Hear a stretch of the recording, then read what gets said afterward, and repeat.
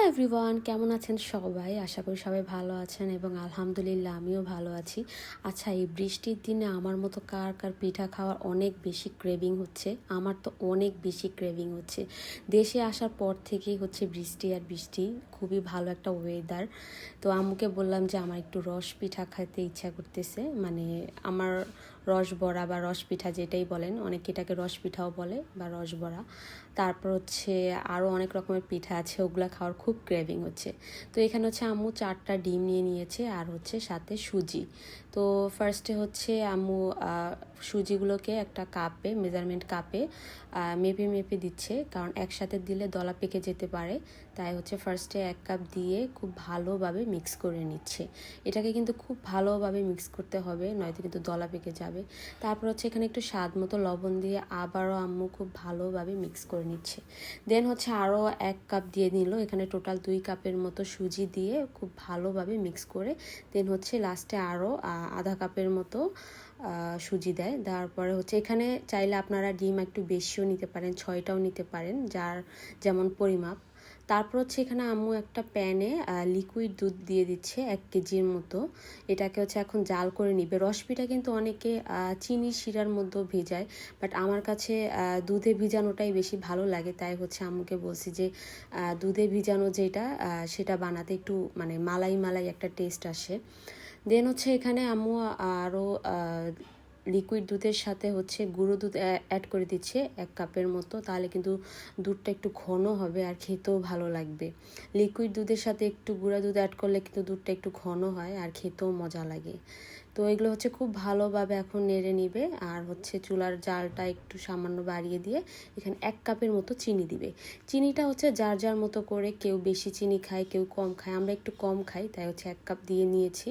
তারপর হচ্ছে এখানে আম্মু এই যে এলাচ তেজপাতা এগুলো উঠিয়ে নিচ্ছে, কারণ এগুলো খাওয়ার সময় কিন্তু মুখে লাগলে খুব বাজে একটা টেস্ট লাগে। দুধ জাল দেওয়া কিন্তু আম্মুর একদম কমপ্লিট পুরোপুরি। তো এখন হচ্ছে ওই চুলাটা অফ করে এখানে প্যানে পিঠাগুলো এখন ভেজে নিবে। তো এখানে হচ্ছে ডুবো তেলে দেওয়া লাগবে। দেওয়ার পর হচ্ছে এখানে আম্মু একটা একটা করে ছেড়ে দিচ্ছে। আমার কাছে এই বিষয়টা দেখতে খুবই ভালো লাগতেছিল।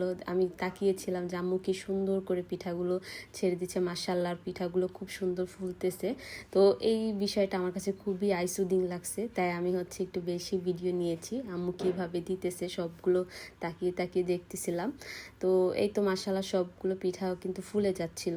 পরিমাপ মতো কিন্তু সব কিছু ঠিক না হলে কিন্তু পিঠাগুলো সুন্দর একটা শেপে আসে না। তো এখন কিন্তু খুব সুন্দর একটা শেপে চলে আসছে পিঠাগুলো, আর দেখতেও খুব সুন্দর লাগতেছে। তো এই পিঠাগুলো কিন্তু বেশি আঁচে ভাজা যাবে না, চুলাটা লো রেখে তারপর হচ্ছে হালকা হালকা ব্রাউন কালার হয়ে আসলেই পিঠাটা নামিয়ে ফেলতে হবে। এখানে এই যে পিঠাটা কিন্তু প্রায় একদম ব্রাউন কালার হয়ে আসছে। এখন হচ্ছে আম্মু পিঠাগুলো নামিয়ে ফেলবে, কারণ বেশিক্ষণ রাখলে কিন্তু উপরে পুড়ে যাবে, তো সেই ক্ষেত্রে টেস্টটা কিন্তু ভালো লাগবে না। তো যখন এরকম ব্রাউন কালার হয়ে আসবে তখনই হচ্ছে পিঠাগুলো নামিয়ে ফেলতে হবে, তাহলে একটা সুন্দর প্রপার কালার আসবে।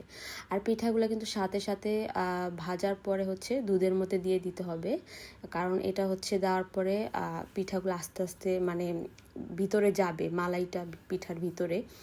আর বাকিগুলো আম্মু ভেজে নিতেছিল, তো এইগুলো হচ্ছে এখন দিয়ে দিবে। দেওয়ার পরে হচ্ছে প্রায় 1 ঘন্টার মতো রাখলেই মোটামুটি তারপরে খাওয়া যায়। মানে মোটামুটি এই যে এখন মনে হচ্ছে যে ভিতরে প্রপারলি হচ্ছে দুধটা ঢুকছে, একদম বোঝাই যাইতেছে। আর আমার তো তর্স হইতেছিল না, তাই হচ্ছে আমি খাওয়া স্টার্ট করে দিই। অনেকে হচ্ছে এটা ঠান্ডা করে খায়, ঠান্ডা করে খেলেও কিন্তু অনেক মজা লাগে, বাট আমার তর্স হইতেছিল না। আমি কোনো রকম ঠান্ডা হওয়ার পরেই হচ্ছে খাওয়া স্টার্ট করে দিই, আর অনেক মজা ছিল, আমি অনেকগুলো খাইছি, আমার অনেক দিন যাবৎ খাওয়ার ইচ্ছা ছিল। তো এই ছিল আজকের ভিডিওতে, আশা করি সবার ভিডিওটি ভালো লেগেছে। নেক্সট ভিডিওতে আবার দেখা হবে, সেই পর্যন্ত সবাই ভালো থেকো।